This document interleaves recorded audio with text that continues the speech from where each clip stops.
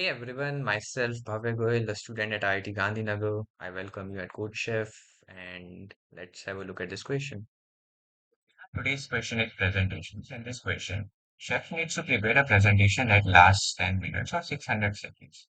Now he will prepare a slideshow containing some number of slides for the presentation. He knows that it takes exactly 30 seconds to cover each slide and he has already made 10 slides. Now we need to tell that how many more slides does he need to make so that the presentation lasts exactly 10 minutes.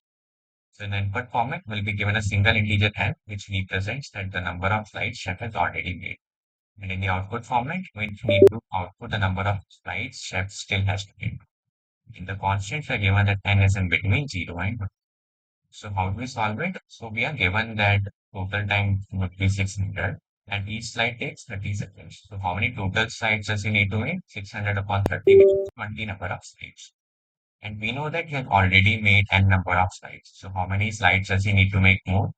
That is simply 20 minus n, right? So the answer for the first case is 20 minus 10, which is 10. The answer for the second case is 20 minus 0, which is 20. And that's pretty much the whole solution as well. So all we need to do is take in the input n as an integer and print 20 minus n. Now let's see the solution in Python and C++.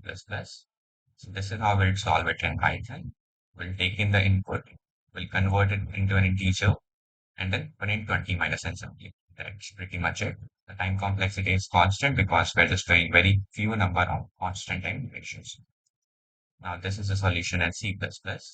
We'll take in the input of n using cin and then simply print 20 minus n using cout along with a line break. And that's again pretty much the whole solution. The time complexity again is constant because we're doing a very few number of constant time operations. And yeah, that's it for this video. I hope you like that. Thank you for watching.